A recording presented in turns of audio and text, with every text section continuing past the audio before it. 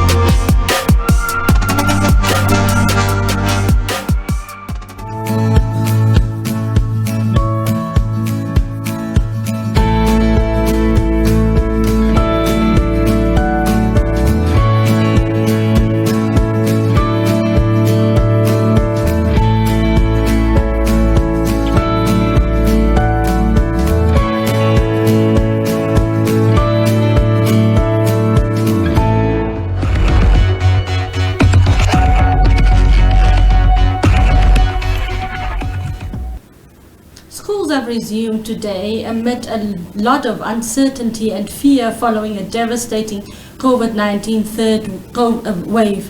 Now we are speaking to the Teachers Union of Namibia, Mahongora Kaviua, who will talk to us about the fears and the challenges faced by teachers who are now returning to school. Thank you for joining us, Mr. Kaviua. Thank you very much for inviting me also. Now, Mr. Kaviua, you are on the ground visiting some schools. Can you just talk to us about some of the challenges these teachers are facing and the issues that you would like them to address? Thank you very much. It is true that the school have resumed this week, so it's Education Week, this one. And what we have experienced so far, as we have passed by a few schools, is the questions of the interpretations or the pronouncement or lack of pronouncement of the relaxations of the COVID precautionary measures, more especially on the questions of social distancing. There was a pronouncement made that some grades have to resume full force, but there is a silence on the issues of relaxing the social distancing, because if you have to maintain the 1 meter distance, it means that some classes have to be cut, and so some other measures have to be reintroduced. Now, the pronouncement from the head of state, it is silence on that, unlike when they say that during curfew, only emergency can proceed. But in terms of the resumptions of the classes, or the classes, yes, there is no that extension or exceptions made in terms of the whether there should be relaxed. The second component is when we visit some of the schools, there is no sanitizers advanced to schools. Maybe they're assuming that those that were there before the winter closure, they might be available. But if you go there, you realize that some of these consumables have depleted.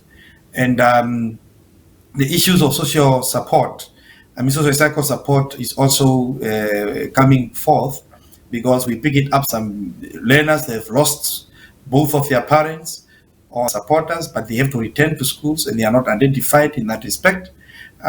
Some schools, they've lost teachers, and this support is not given coming forth, except being just mentioned in the papers and media. So we have a lot of things to attend to, and I'm sure that we are taking it light, or we are just desperate to run to reopening of schools while no one is at ease. Now, Mr. Kaviua, there's also the issue of the full-scale vaccination program and the fact that teachers have been strongly urged by the ministry to have themselves inoculated. How are your members? I know some teachers are not for the vaccine. How are you as a union dealing with these issues? Yeah, we have a fundamental problem with that, in a sense that there is a monopoly of vaccines in the country. If there was a variety of vaccines provided for the Namibian people, for them to choose which one they want to be vaccinated with, one could encourage them.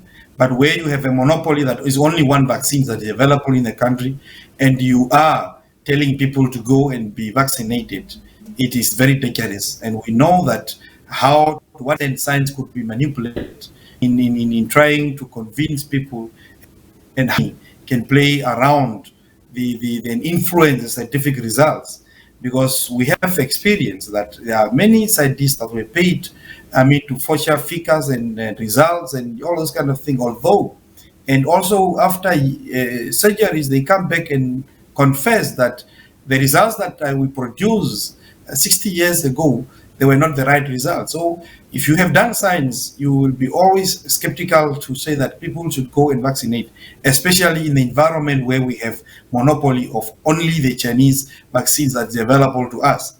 So let's hope that the government will be proactive to vaccinate, to procure at least more than 5 different type of vaccines, so that the citizen can have a variety of choice to decide which one they want to take. Because overall, each one is responsible for your own health and safety. So we are not in a position to motivate everybody to go and take it just because of that monopolies created by the state, that citizens should only go through that vaccine. But of course, we left it for individuals to do it, and we are not opt to make vaccinations compulsory or something like that. That is completely hypocritical. No one can go that route. Now, Mr. Kaviwa, you were speaking about the well-being of teachers. There are also concerns amongst the elderly teachers about attending and resuming classes at school, having face-to-face lessons, and putting their own health at risk. How are you as a union dealing with these fears of your members? Of course, early June, we have written, we advanced a letter to the ED of Education, where we requested here that they have to close the schools for June and July. That was one. 2, we have to allow the teachers that are having pre-underlying conditions for them to start operating from home, and many others. Of course, the first one was adhered to. At least the school closed in June and July. Thanks for them to hit our call, and we are still repeating that one, that the vulnerable teachers should be allowed to operate at, using the remote mode of teaching. So we cannot allow, and we are not comfortable, and they themselves also not comfortable to them to resume full force while they knows that they are at the receiving end as a result of their pre-underlying conditions. That is what we said. And that includes also the learners, because we have also learners that are also having a pre-underlying conditions that they need to attend these classes on remote mode, so that they are not being exposed to risk.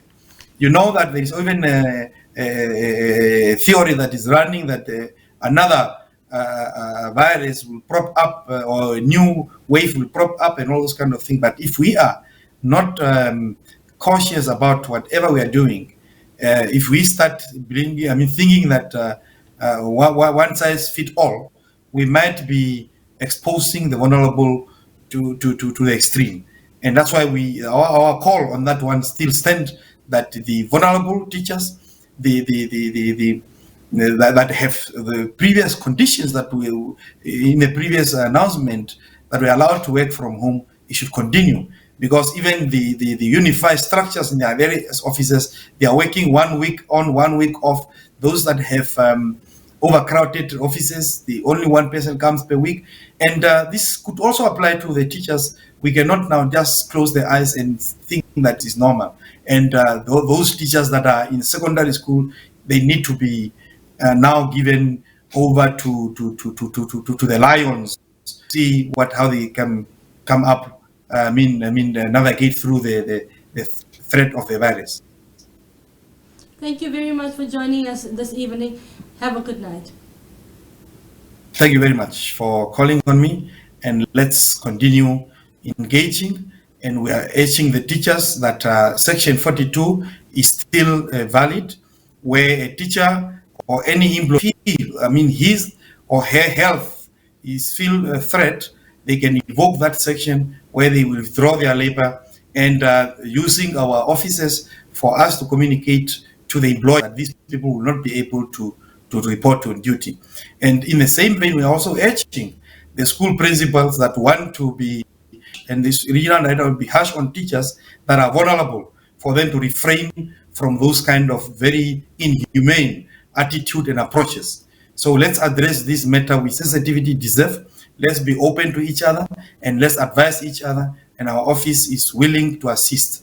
Of course, I also need to announce here that we are busy, engaging some psychological organizations where we can come with a memorandum of understanding so that they can assist the teachers in schools in terms of providing counseling for both learners and the teachers and parents if need be, because the last wave have hit every corner of every house, and we need to tackle this head on.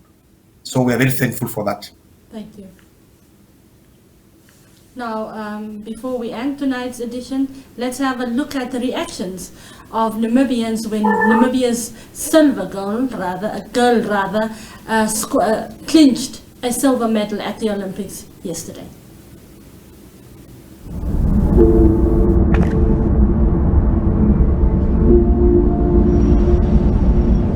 We were born for this moment.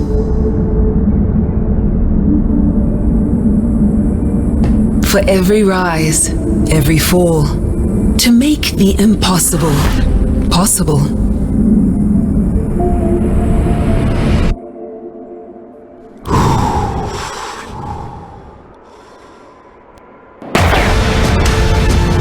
To create moments that inspire and live the thrill of excellence.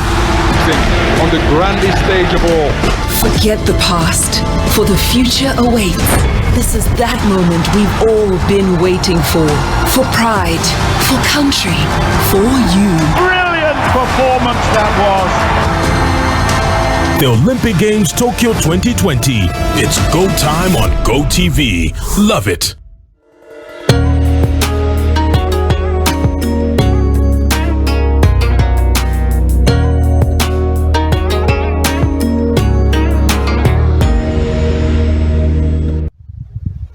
Yes, allow me to congratulate Mboma and Beatrice for making us proud there by the Olympics. We are super proud of them because this is not just about winning. It's about our psychological needs, which are settled. As I speak, when I watch them run and win, I was cured of depression. I am super proud of them. So congratulations, girls. Let me sing for you. Mboma, Mboma and Beatrice, we are super proud of you. Our flag you have raised so high, like a shining morning star. Mboma, Mboma and Beatrice, we are super proud of you. We as a nation, and I personally would love to congratulate Mboma and Beatrice. Hi guys, Christine, Beatrice, Coach Hank Buerta, and the whole team. Thank you so much. You guys have brought so much joy to Namibia. You know, for the first time in a long time, Namibia has come together regardless of race, regardless of culture, regardless of ethnic diversity. We've come together as one nation, and it's all because of you. And we so much appreciate you. I'm actually in the Zambezi region, if you can see the popo tree right there and the hut behind me. It's an old hut, by the way. Anyway, but I'm basically in the Zambezi region right now, and I am so glad and I am so happy for what you've done. And all the way from Zambezi in a rural area, I want to say thank you so much and congratulations. We can't wait to have you back home and for the biggest bride ever in the history of Namibia. Hi, Christine and Beatrice. Aina here. You guys who did us proud. You made the nation so proud. Like, for the very first time in Namibian history, the whole nation was glued to their TV screens just to see you girls run. Oh my goodness, that was so nice. Thank you so much, girls. Congratulations. And we know that the best is yet to come. The future is definitely female. We cannot wait to welcome you back home, like a proper welcome, please, at the airport. We cannot wait for that. Sharp. Brother ngamumo mcheko mapefu mamboma wami. Na Mboma Mboma wami. Mboma ya deep wami. Ako ambanga mpa village nige plot mo village zetu wami. Na ngara. Ambri mokemo kona gwana mo. Mokemo plot simu.